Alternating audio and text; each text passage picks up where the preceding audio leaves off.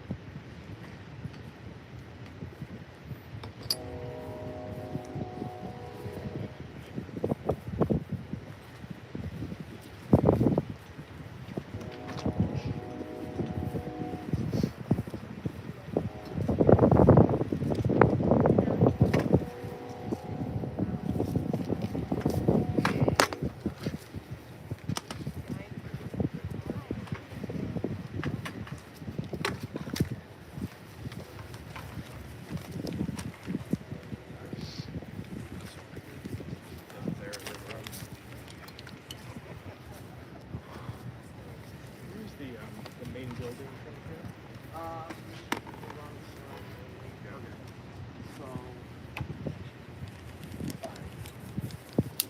that over there? You can't go down this road, yeah, but see where the place says. You have to go there and there.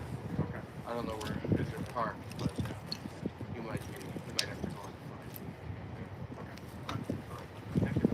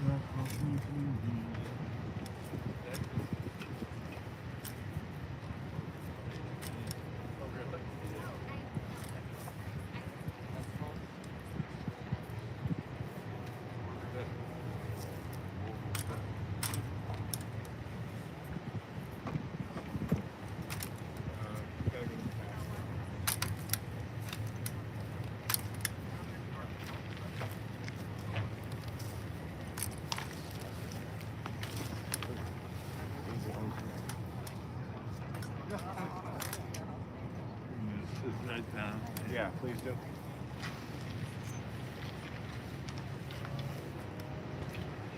Am I okay? Yeah, you're good.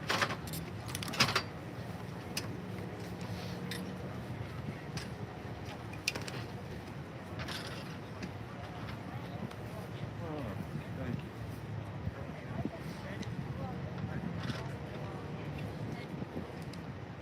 I think they got a good time.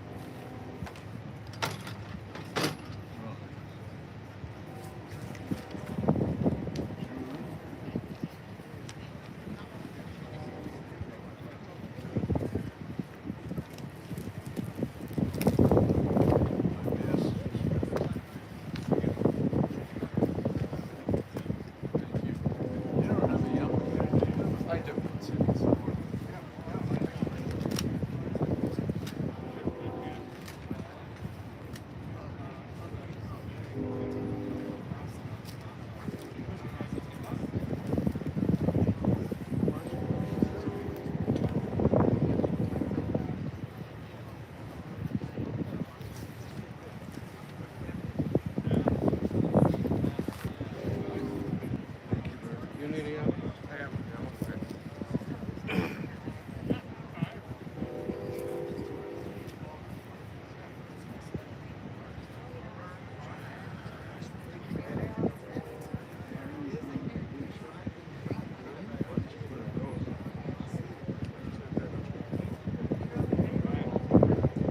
I have blood. I want blood. I'm just like my dad. My dad never was.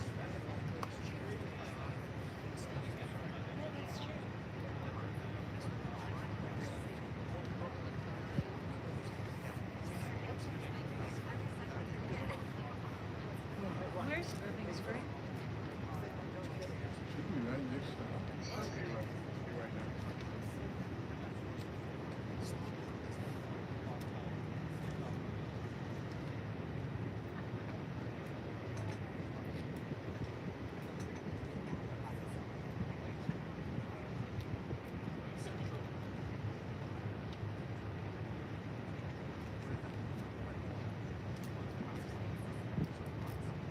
Why didn't they stop? It's not 10:30. Huh? I don't think it's 10:30 yet. Yeah. Well, these things never start on time. Not full. Not full. It's got cold as my hand. I have my pockets.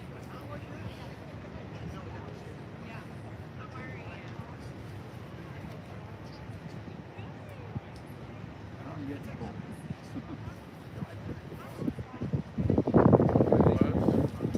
Do you want both up? Do you want both up? Your hood too? Yeah, Okay. that's good. Thank you. Do you need your gloves? Thinking gloves might come in handy about right now.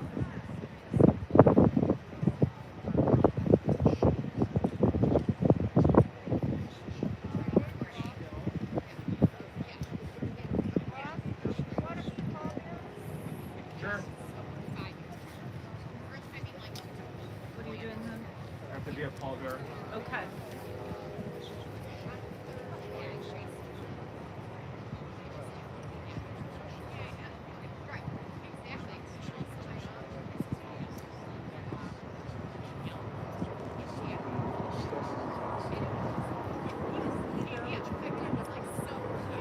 He does, that's what he only goes out with no drives me crazy.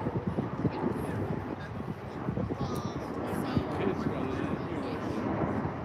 got it in. No, they actually get after him now. Oh yeah, they're like, Dad, why don't you put a jacket on?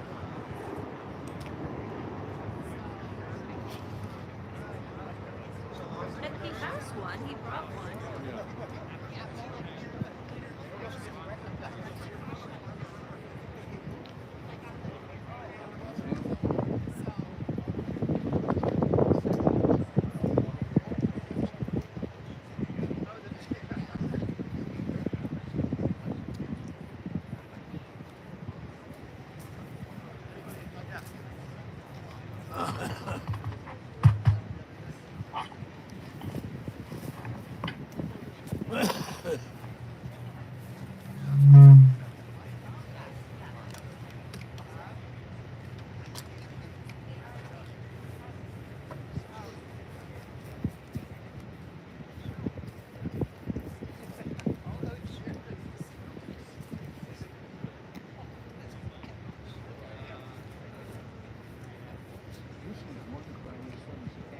Boy, it sure is. Ladies and gentlemen, we're about to begin the service.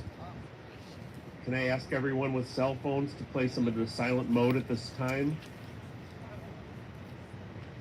Would the following pallbearers please come up to the hearse? Mary Lynn Morales, Mae Chesney, Landon Rush, Scott Lichtman, Dave Rabinowitz, Peter Handler, Ross Pazel, and Eddie Rush. Pallbearers, please go up to the hearse.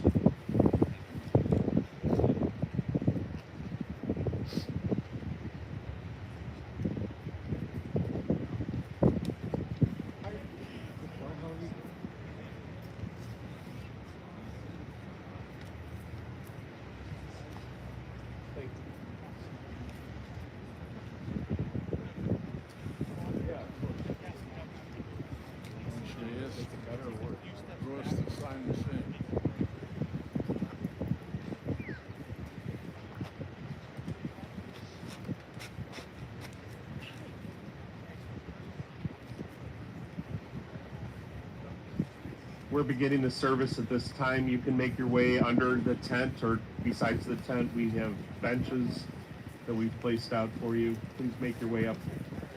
For those of you who haven't signed the register book, we will bring it up to behind the tent. You'll be able to sign it after the service. אל ייתן למות רגליך, אל ינום שומריך, הנה לא ינום ולא יישן שומר ישראל. אדוני שומריך, אדוני צילך על יד ימינך, דמם השמש לא יככה וירח בלילה. אדוני ישמורך מכל רע ישמור את נפשך, אדוני ישמור צאתך ובואך, מעתה ועד עולם.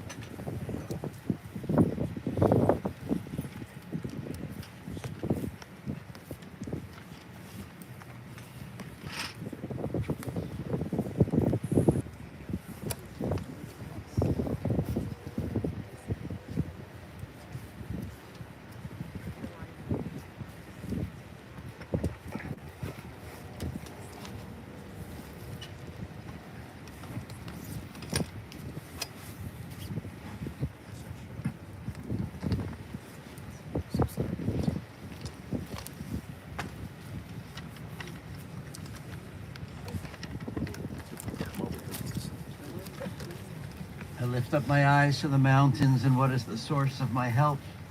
My help comes from Adonai, maker of heaven and earth. God will not let your foot give way, your protector will not slumber. Surely the protector of Israel neither slumbers nor sleeps. God is your guardian, God is your protection at your right hand. The sun will not harm you by day, nor the moon by night. God will guard you from all harm. God will guard your soul. God will guard your going and coming, now and forever. Ladies and gentlemen, please come under the tent or be seated on the other side so the rabbi can address you.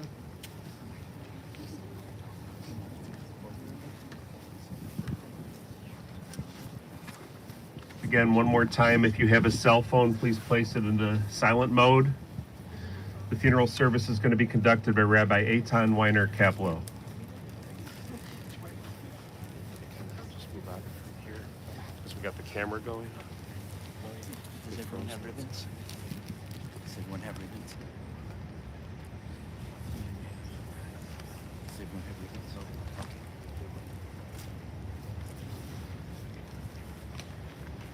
Okay. We'll begin with the ceremony called Kriya. It's the ceremony for tearing of ribbons, and we'll have them now for you.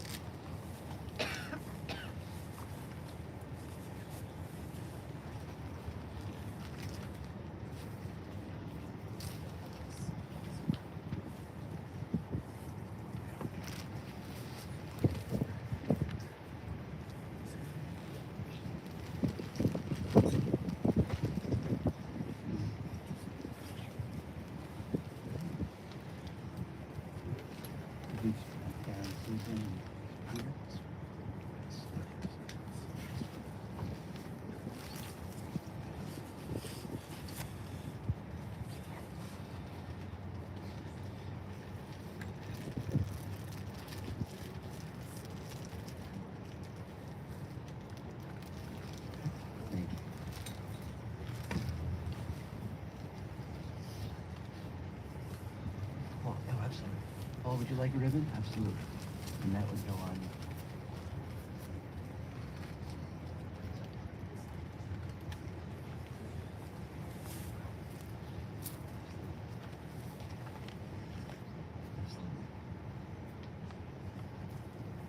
I forgotten anybody?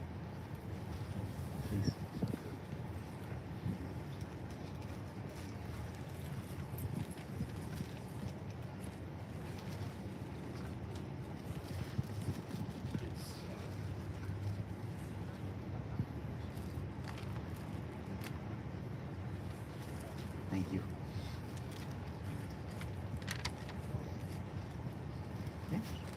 if you wish.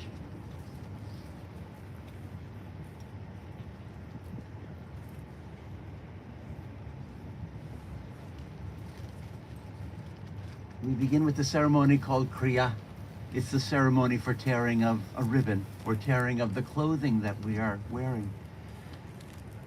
In the week that has passed, leading up to this day, this moment, it was hard to be a mourner. It was hard to grieve because there was so much to do. Travel arrangements,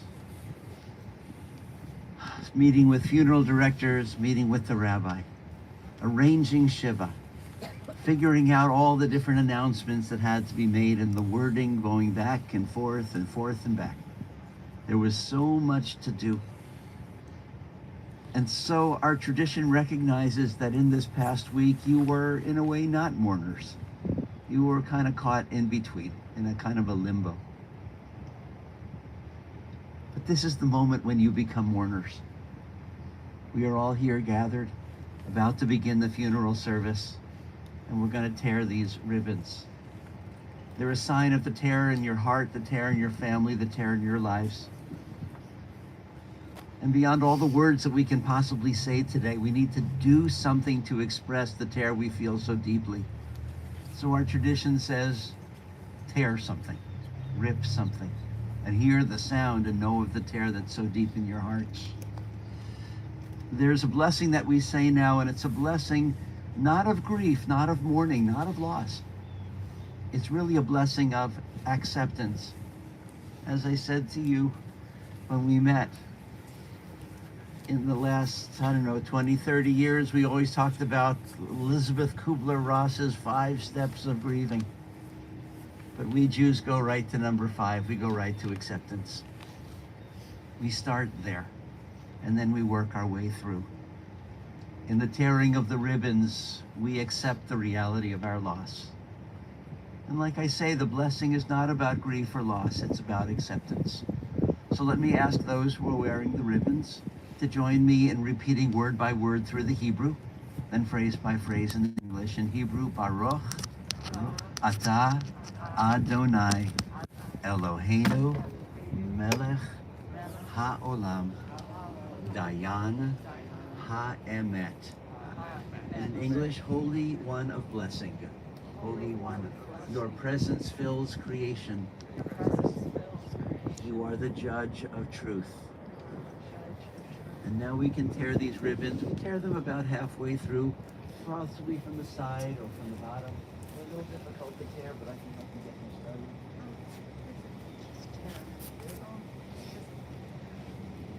Tear a little bit and listen to the sound.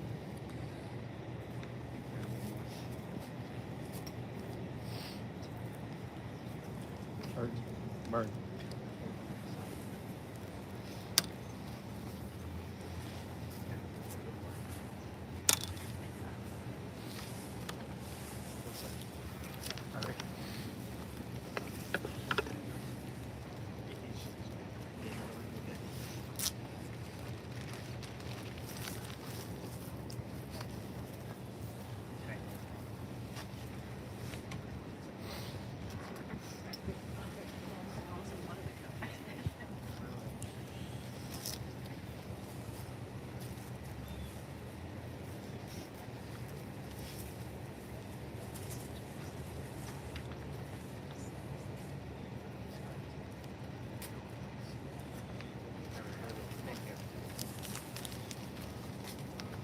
These ribbons are assigned to you, to your family, to your community of the tear in your hearts.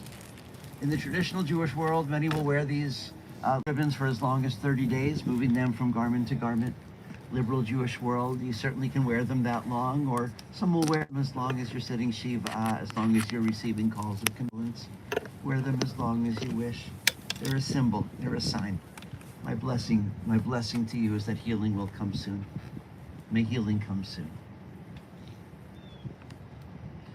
Baruch atah Adonai Eloheinu melech haolam Dayan HaEmet.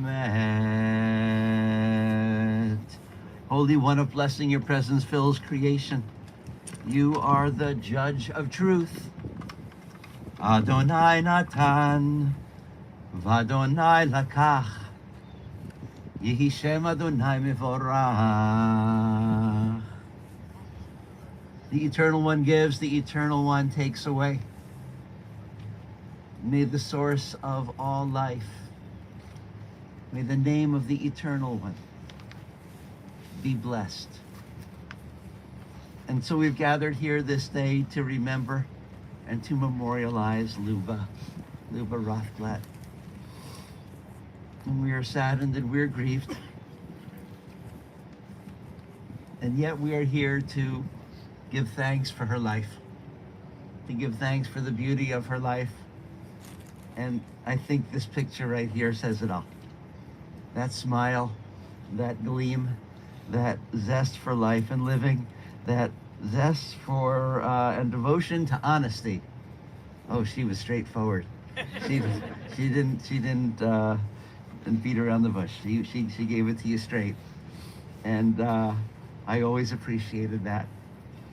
She was one who lived life to the fullest. She was full of adventure. I could see for all the years that we shared together at our synagogue at Shir Chadash that she loved life and lived it to the fullest. She loved her family. She loved her community. We're here to talk about her life, not her death.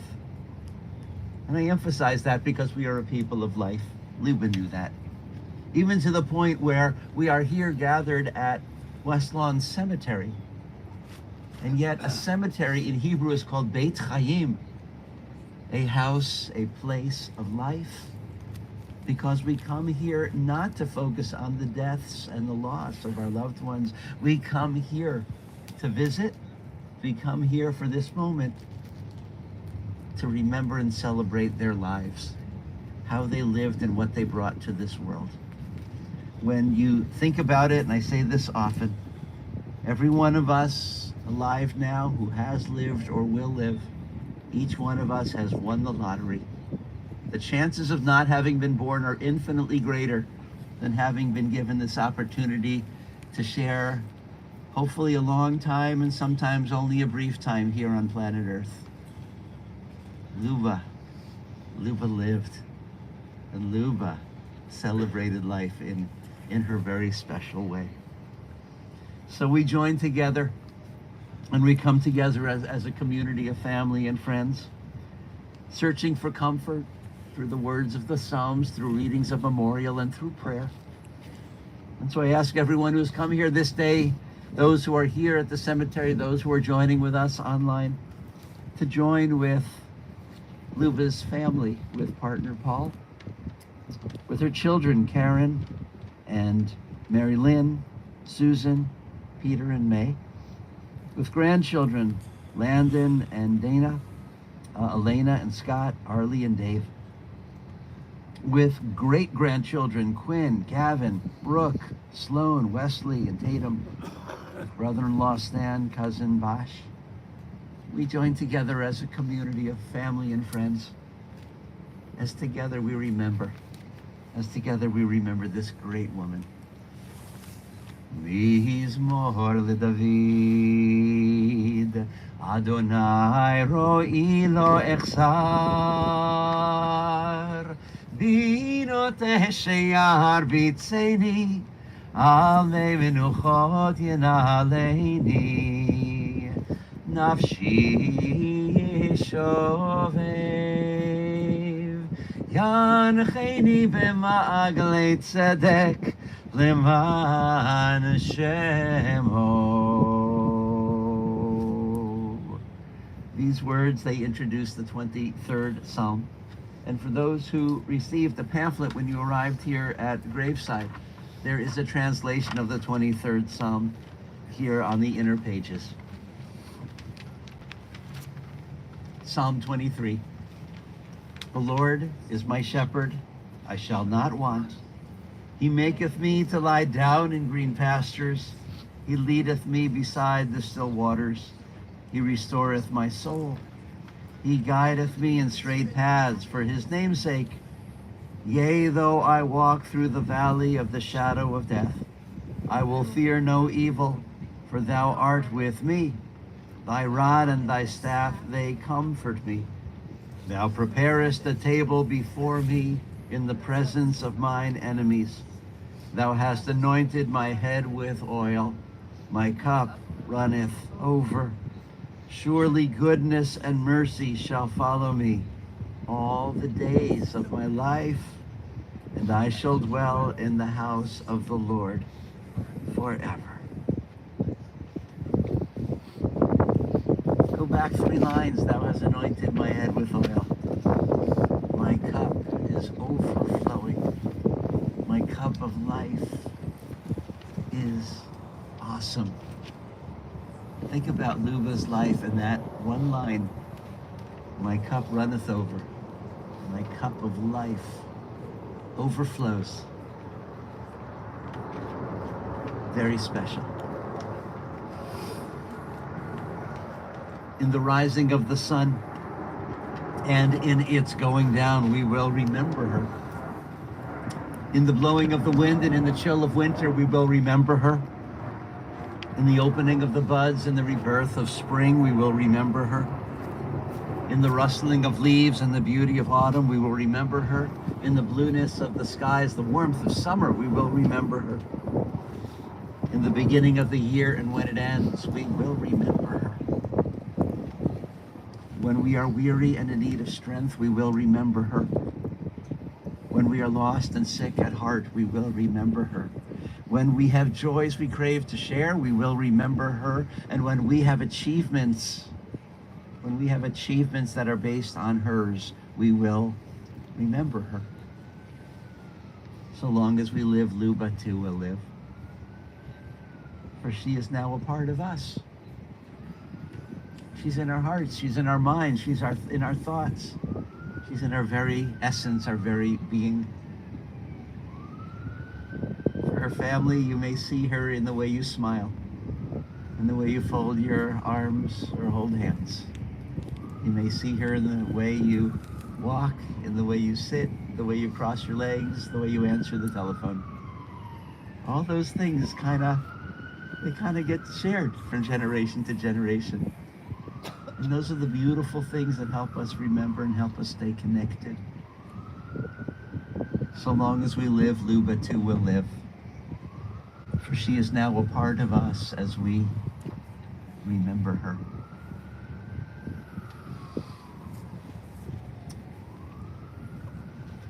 There's a reading that is not from a Jewish source. It's by David Harkins.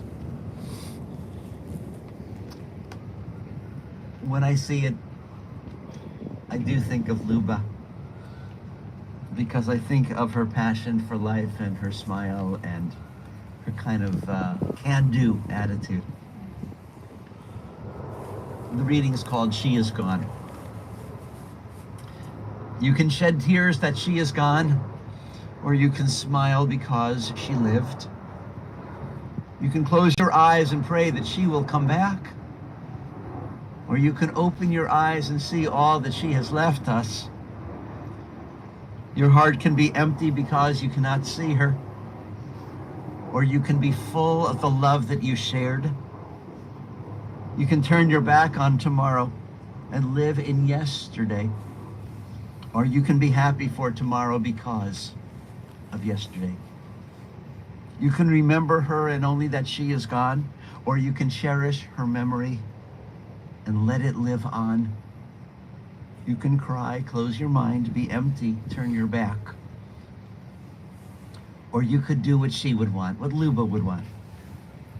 To smile, open your eyes, love, live, and go on. And go on. We are an ancient people. We are well acquainted with grief in the valley of shadows. Death and sorrow are not strangers to us. Yet the centuries have taught us that a good name endures forever. A good name endures forever. And so with Job, we say, Adonai Natan, God, you've given us a loved one who will not be forgotten. Will not be forgotten. And for all that was good and enduring in Luba's life, we offer the deepest thanks of our hearts. Adonai Lakach, God, you've taken away. And so we pray for strength to heal our broken hearts. And now we say, Yehi Shem Adonai Mivorach. Blessed be the name of God. Blessed be the source of life and love. Blessed be the name of the Eternal One, now and forever.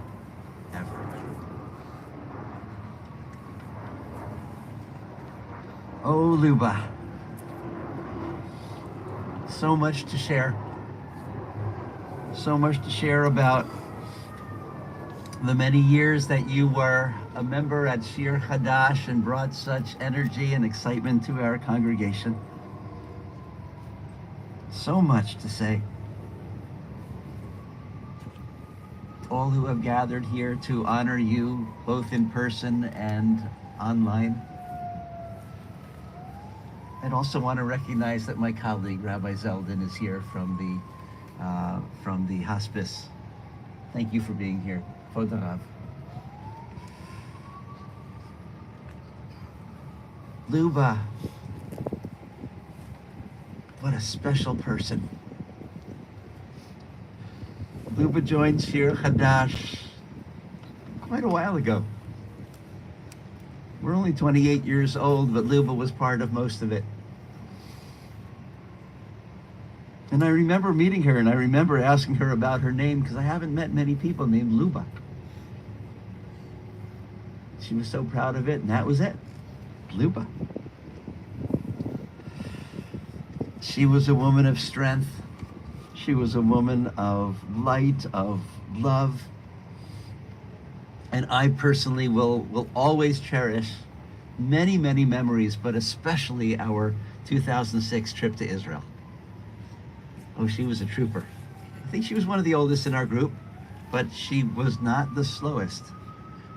She was there in so many ways.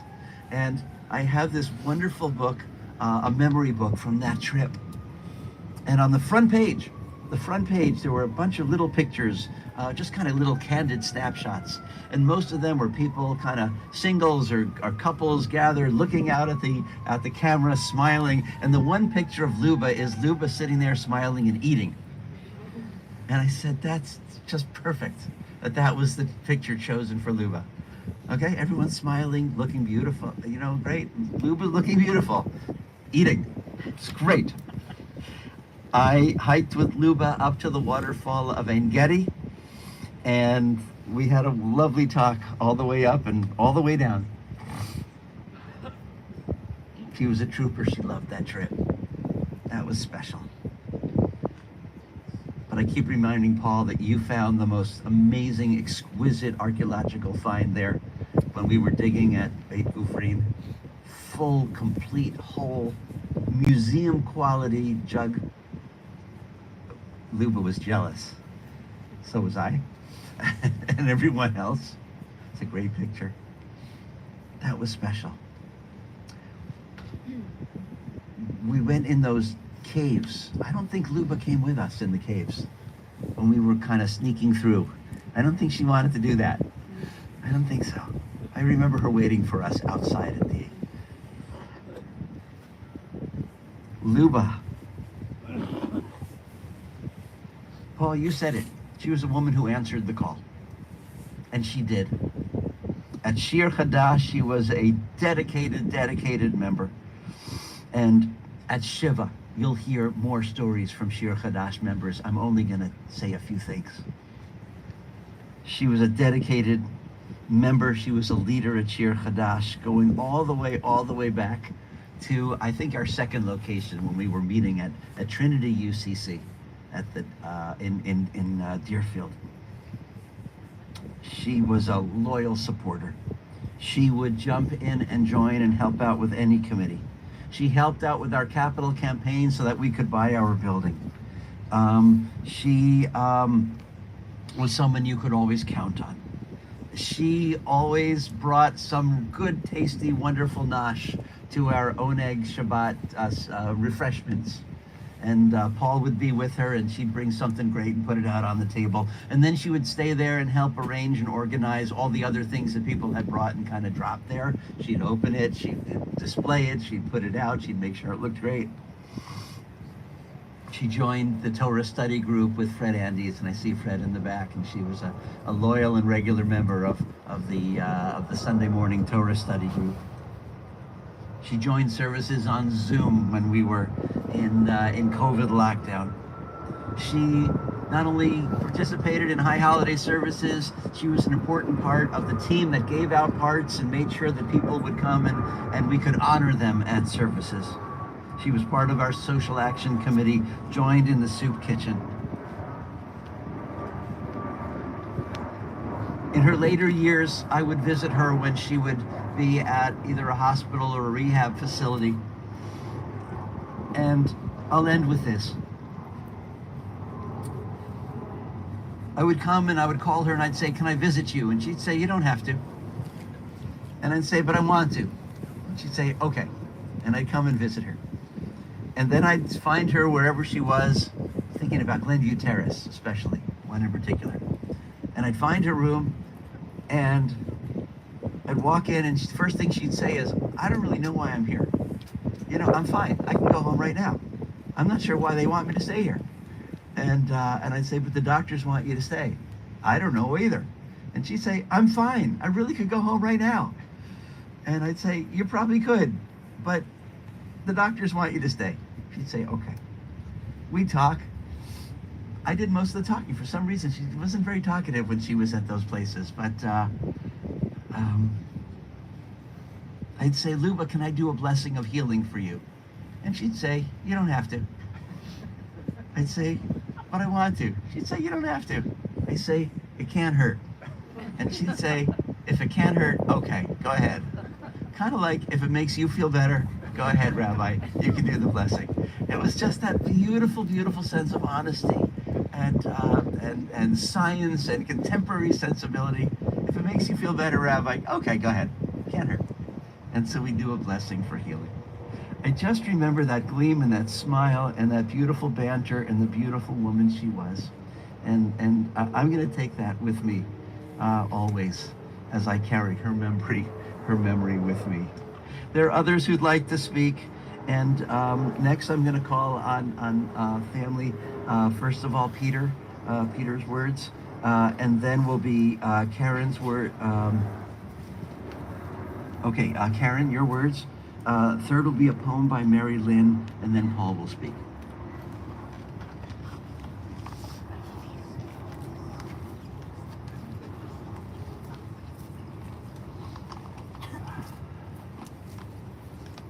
I've asked my cousin Peter to come up in case I need an assist on reading this. There are so many good things to say about the life Mom lived in ways that I truly admire. She and Daddy raised 3 kids who I must say turned into good, caring people.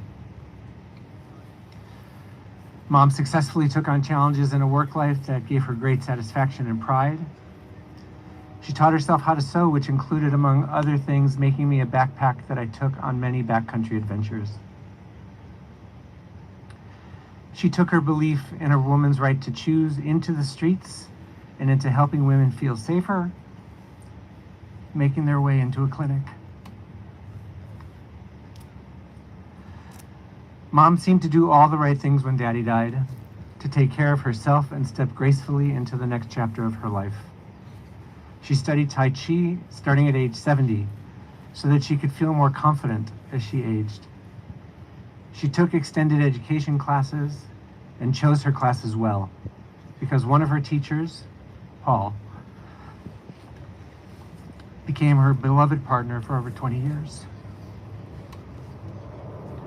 I could go on about the many things that I witnessed that gave me great joy and inspiration. But the thing for which I am most grateful is that Mom was an early adopter of You Be You. When it came to feeling my way into the world and what might make me happy, She helped and she cheered me along that path and welcomed the choices I made. When I was young, she took me to music lessons and nurtured what has become a lifelong love of music. She took me to tennis lessons and baseball practices and swim lessons. Typical stuff, I know, but I was blessed to have so much support and encouragement along the way. When I went to college and veered somewhat quickly from dreams of being an accountant and lawyer, Mom took that in stride, supported my choices to pursue teaching and then dance. She seemed to open to all of these decisions, even the one to move to San Francisco to pursue what would become an enduring life and love with May.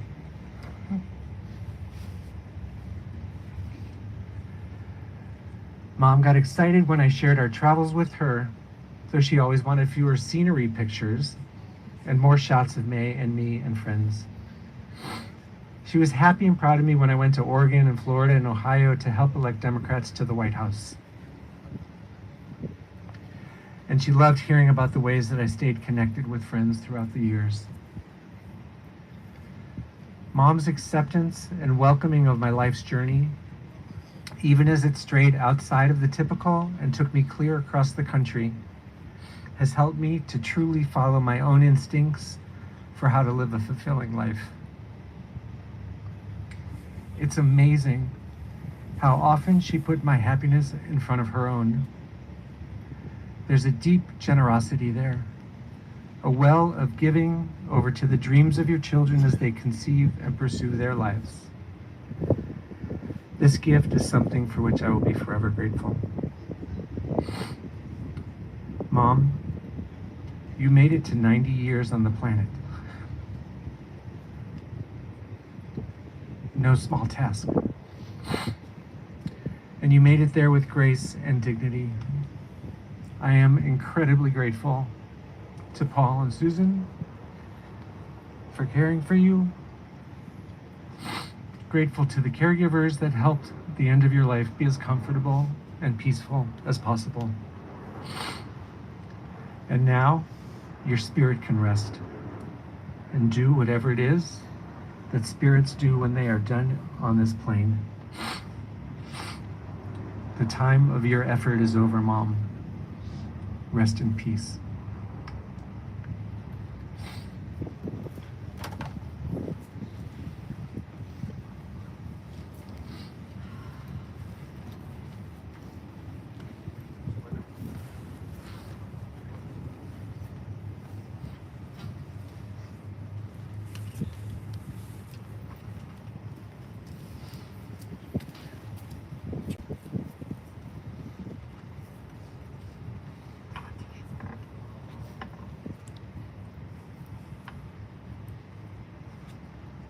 The biggest blessing that Mom gave us is that we always knew we were loved. Mom hugged and kissed us, especially when we were young. But really, our mom was a doer. I've come to realize that doing was the main way that she expressed herself in this world and the way she expressed her love for us. Of course, there were the 3 meals a day and the impeccably clean and orderly house.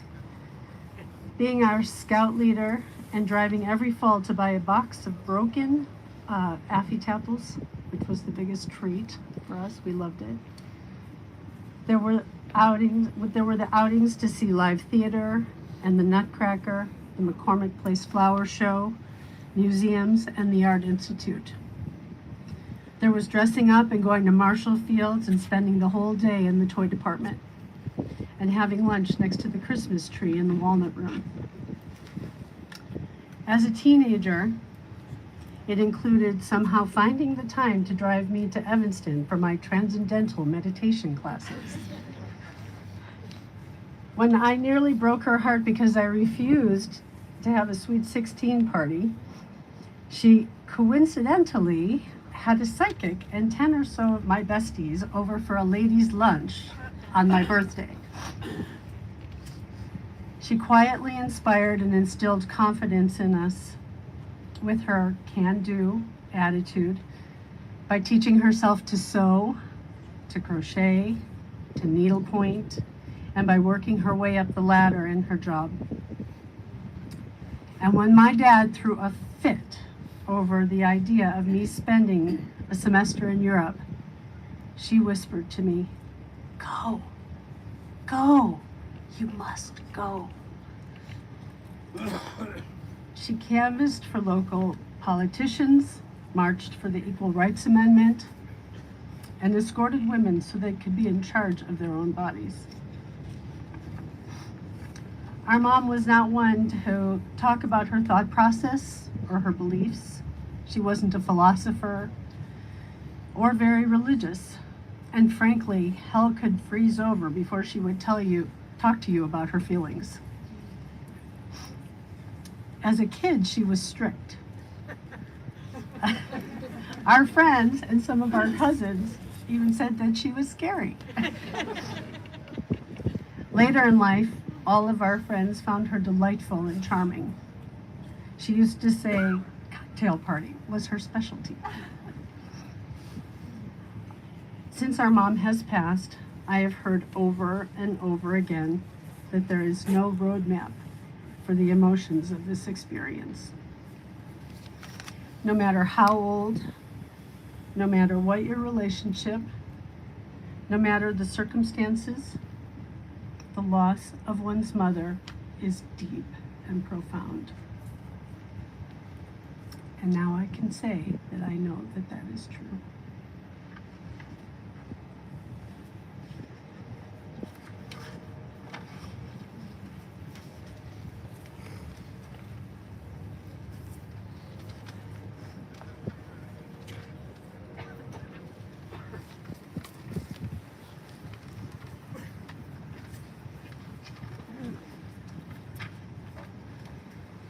This is a poem written by a friend of ours named Persis Karim, and it's called What We Learn for Luba and Her Children. What we learn from our mother is neither exact nor known. She moves across our lives as if wind and water, essential and mysterious. Until one day we awaken to how very much like her we are.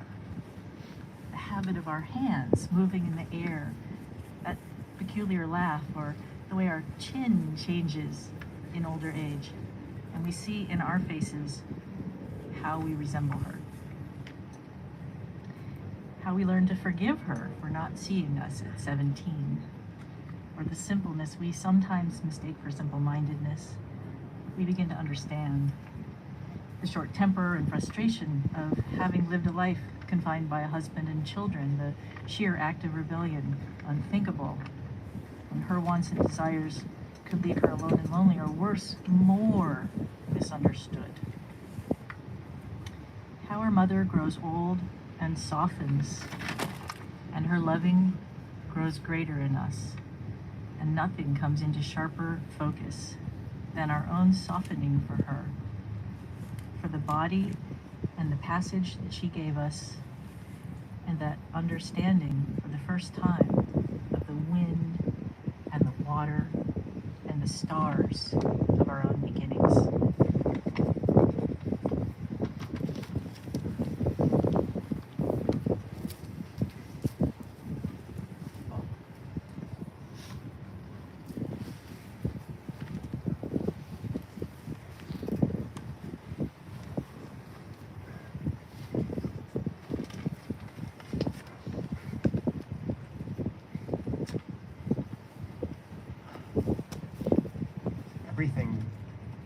Everything has been said. I want to thank Rabbi Eitan, well said, Peter, Karen, Mary Lynn,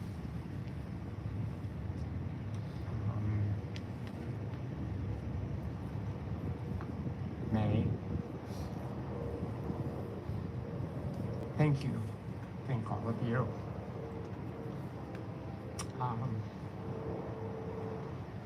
I'd like to thank every one of you here today. Every one of you. for being here.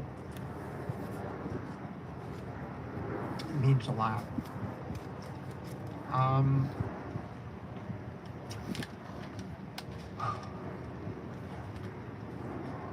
And one other thank you. The most important thank you. I want to thank you, Luba, for being you. Just for being you every day. And for everything you did for me.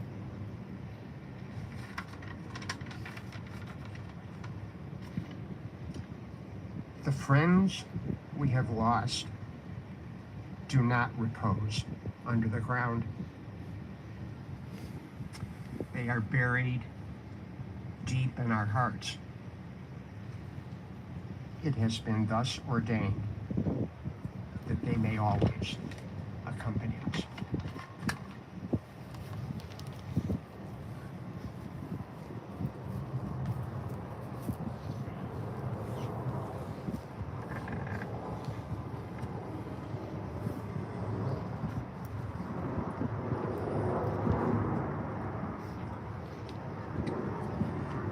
We will miss you, Luba, and you will always be with us. May your memory always be for a blessing. And may you rest in peace. Amen. Each of us has our own memories, our own recollections, our own images. So I ask that we pause for a few moments of silent memorial for each of us to remember Luba.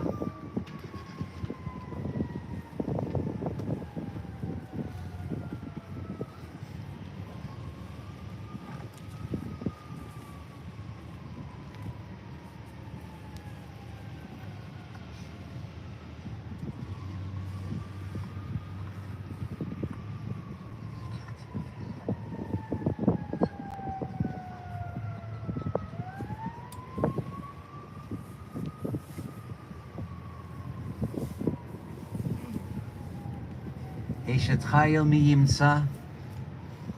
Oh, thank you. ורחוק מפנינים יכרע. Not yet, gentlemen. Gentlemen, not yet.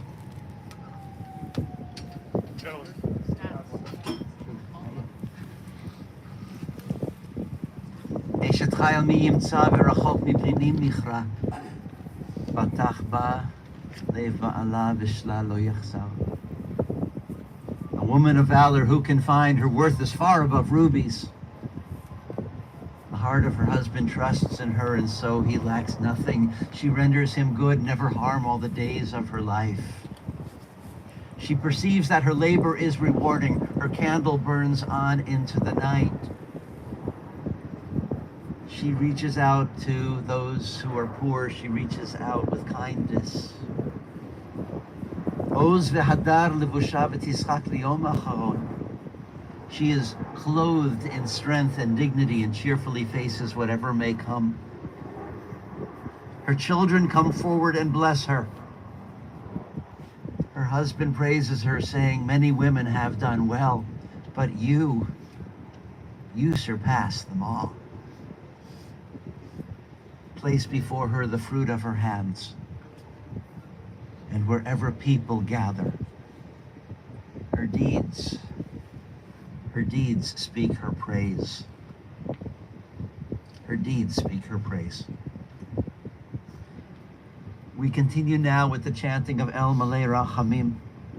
This is the traditional Jewish blessing which asks that Luba's legacy live on, that her memory live on. And indeed it will. It lives on through us, family, community. It lives on through all whose lives Luba touched in this world. It lives on through her acts of goodness and loving kindness. Legacies do live on. In a few moments, I'll be asking everyone to please rise, but I quickly add that for those present for whom standing is difficult, of course you may remain seated. And for those who are standing now who would like to be seated, there are open chairs available for you. We continue with El Malei Rachamim. Please rise, those who are comfortable standing.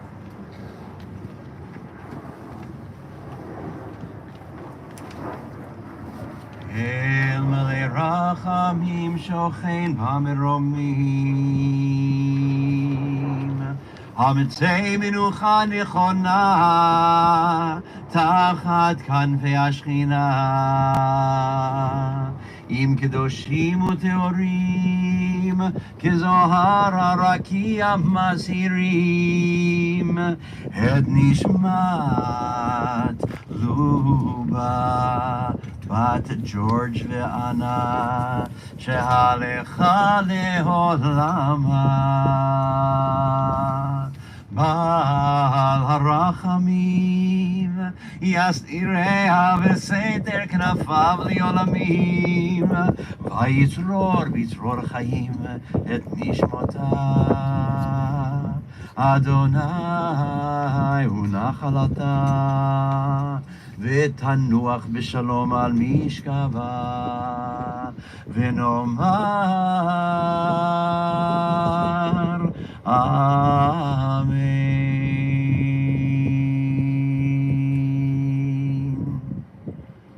Compassionate God, eternal Spirit of the universe, grant perfect rest in your sheltering presence to Luba Rothblatt, the daughter of George and Anna, who has entered eternity. O God of mercy, let her find refuge in your eternal presence, and let her soul be bound up in the bond of everlasting life. For God is her inheritance. May she rest in peace. Let us all say, Amen. We continue with the recitation of the mourner's Kaddish. And you can find the Kaddish prayer again in the booklets provided. The Kaddish prayer, I explain often, the Kaddish prayer speaks not a word about death. It's not about loss. It's not about grief. The Kaddish, it's about Chaim. It's about life. It's about shalom, peace, completeness, wholeness.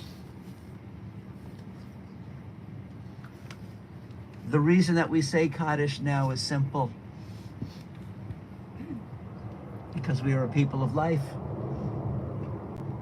And even in our saddest moments, we are a people affirming the goodness and wholeness and blessing of life. Through these words, we affirm that life is good.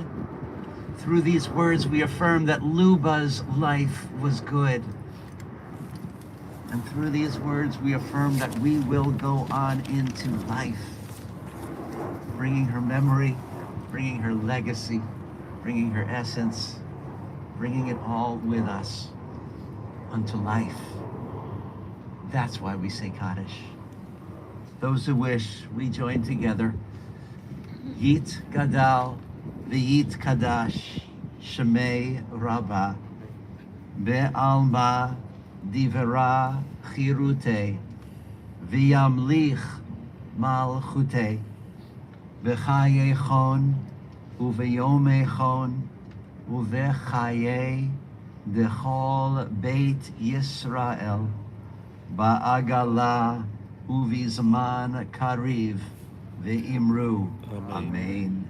Yehi Shmei Rabbah Mevorach Le'olam Ul'almei Alamaya Yitbarach Ve'yishtabach Ve'yitpa'ar Ve'yitromam Ve'yitnaseh Ve'yithadar Ve'yit'aleh Ve'yithalal Shmei Dekudesha Verichu Le'ela min kol birchata v'shirata tushbechata v'nechemata da'amiran ve'alma ve'imru.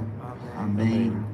Yehi shlama rabba min shmaya ve'chayim aleinu ve'al kol Yisrael ve'imru. Amen. Oseh shalom bimromav, hu ya'aseh shalom aleinu ve'al kol Yisrael ve'al kol yoshvei tevel ve'imru. Amen. May the one who causes peace and wholeness to reign in the highest of heavens bring peace to us, to all Israel, to all who dwell on earth. And we say, Amen. You may be seated if you wish. This is the conclusion of the service here at Graveside. If anyone wishes to leave Graveside, of course, you may do so. However, in a moment, I want to read a translation of this Kaddish poem, this Kaddish prayer, and then we continue with the service of interment, the service of interment, the service for the lowering of the casket and placing earth in the grave. Our rabbis teach that one of the greatest mitzvot that we can possibly do for others is to be present at the burial of our loved ones. You see, in life, there are few things that we cannot do for ourselves, but one of those things that we cannot do is burial.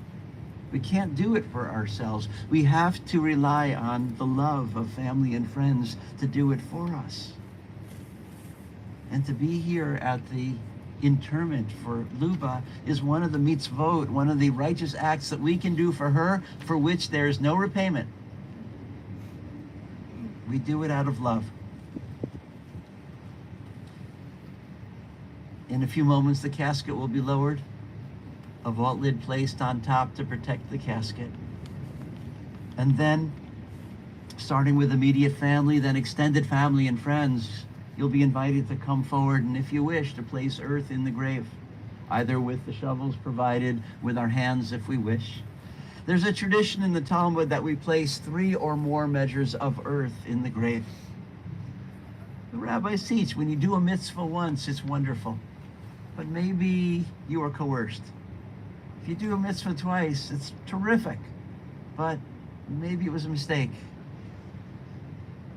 If you do a mitzvah 3 or more times, you're sending a message. And the message is simply, I am here. I'm here for Luba. There's no mistake about it. I'm here to see to it that she will be laid to rest with honor, with dignity, and with love, and that it will be done right. We place 3 or more measures of earth in the grave. And after everyone who wishes has placed earth, I'll be asking extended family and friends to form an aisleway, probably beginning around here and leading towards the road. 2 lines standing shoulder to shoulder facing each other. It's called a shua, an aisleway. And it's through that aisleway that the immediate family will pass as they leave Graveside, with the support of family and friends to guide them. But first, a translation of the Kaddish prayer by Marge Piercy. Look around us, search above us, below and behind. We stand in a great web of being joined together. Let us praise. Let us love the life that we are lent, passing through us in the body of Israel and our own bodies. And we say, Amen. Time flows through us like water. The past and the dead speak through us. We breathe our children's children blessing. Blessed is the earth from which we grow. Blessed the life we are lent. Blessed the ones who teach us, and blessed the ones we teach. Blessed is the word that cannot say, the glory that shines through us and remains to shine, flowing past distant suns on the way to forever. We say, Amen. Blessed is the light, blessed is the darkness, but blessed above all else is peace, which bears the fruits of knowledge on strong branches. And we say, Amen. Peace that bears joy into the world. Peace that enables love. Peace over Israel. Everywhere, blessed and holy is peace. And let us say, Amen. we continue with the ceremony of interment and the lowering of the casket.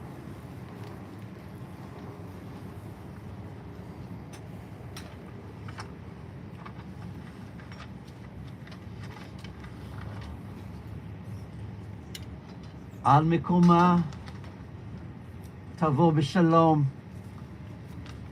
May Luba Rothblatt come to her eternal home in peace. Hatzur ta'amim pa'alo ki chol derachav mishpat. El emunah ve'enav el tzadik v'yashar hu. Hatzur ta'amim b'chol po'al mi yomar lo ma tif'al. השליט במטה ובמעל ממית ומחיה, מוריד שאול ויעל. הצור תמים בכל מעשה, מי יאמר לו מה תעשה? צדיק אתה אדוני למית ולחיות, אשר בידך פקדון כל רוחות. God is sure our immovable rock, and all God's work is upright. Who can say to God, what is it that you do? For the eternal governs what is above and what is below, overseeing both the valleys of death and the heights of life. God is sure our immovable rock, and who can say to God, what will you do? For you are righteous in your dealings in both death and life. And every soul is in your trust.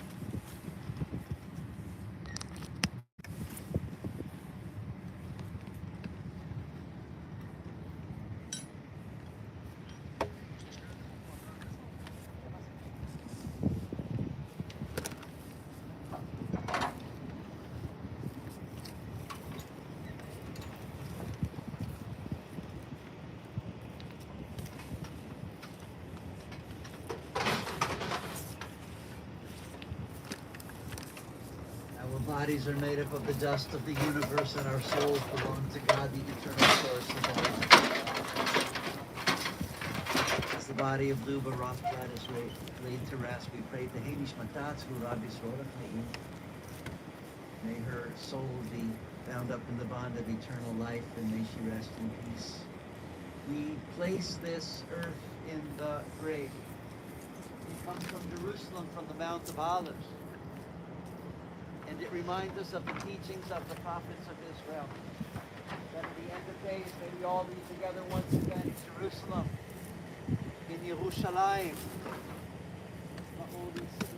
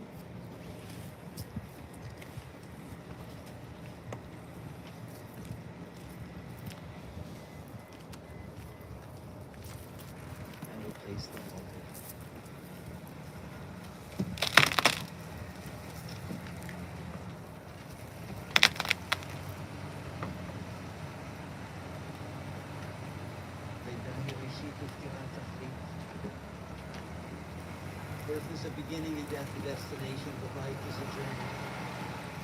A going and growing from stage to stage. From childhood to maturity and youth to age. From innocence to awareness and ignorance to know. From foolishness to destruction and then perhaps to live. From weakness to strength or strength to weakness and from health to sickness and back to faith. Loneliness to love, from joy to gratitude, from hate to compassion, grief to understanding, from fear to faith, from defeats to defeat, until looking backward or ahead, we see that victory lies not at some high place along the way, but in having made the journey stage by stage a sacred pilgrimage.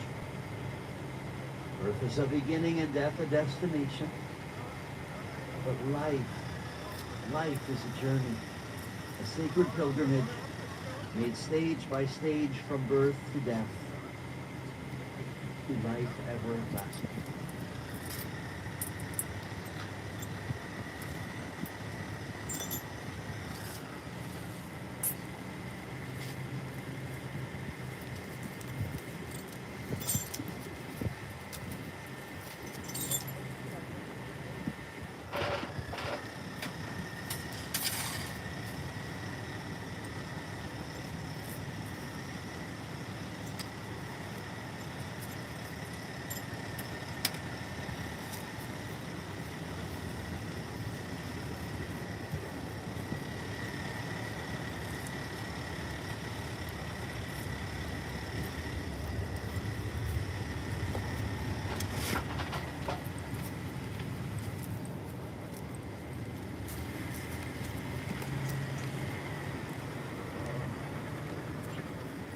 Lech, Kishiracha Adonai.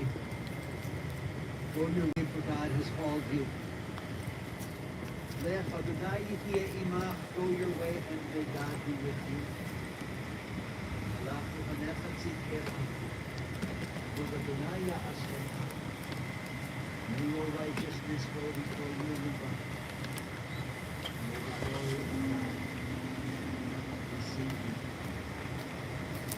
Place her in the very that goes around us. Begin with the immediate family and extended family and friends. All are invited to participate in this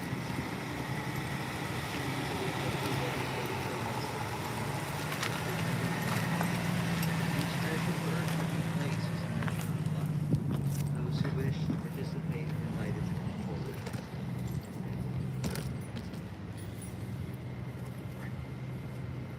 If any of you prefer to put sand in there's a bucket with a tumble here that you can use.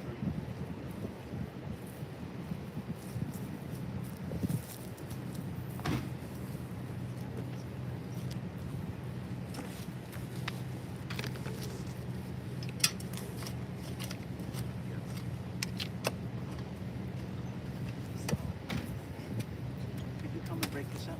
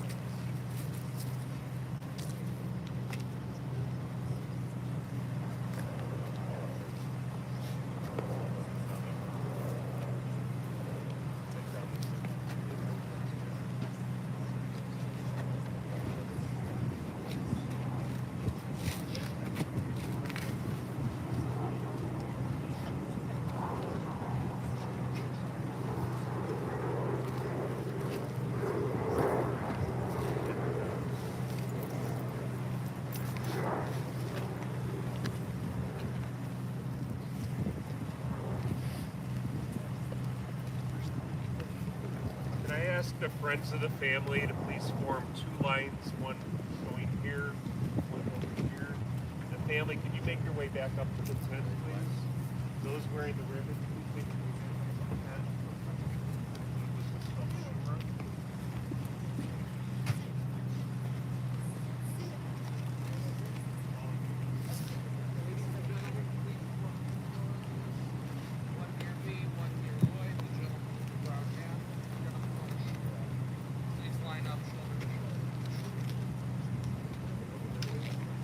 Let's curve this way a little bit.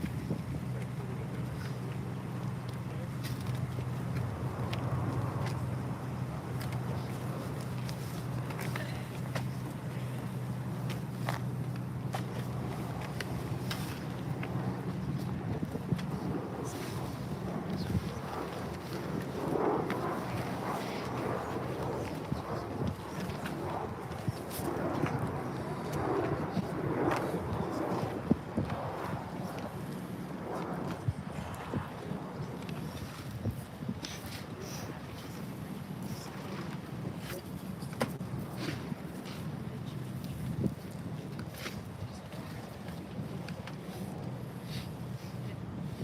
Rabbi, I think we're ready.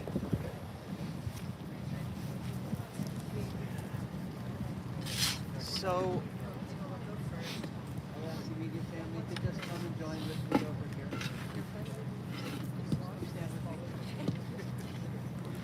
So our service now comes to a conclusion.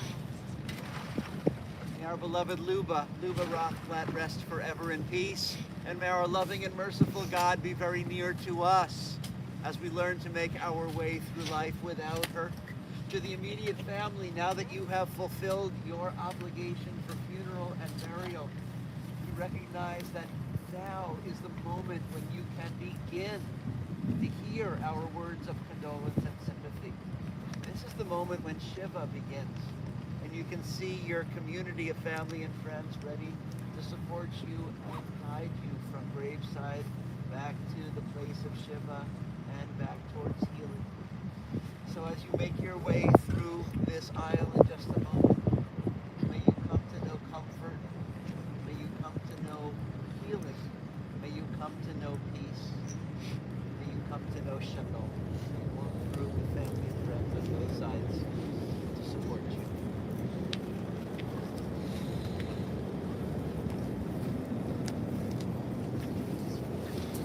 Ladies and gentlemen, we're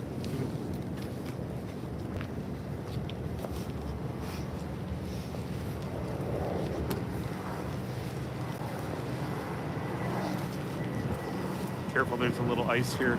Can I ask you to stop for one moment? There's 18 devices, probably about 30 or so people that are joined us. We just want to say thank you and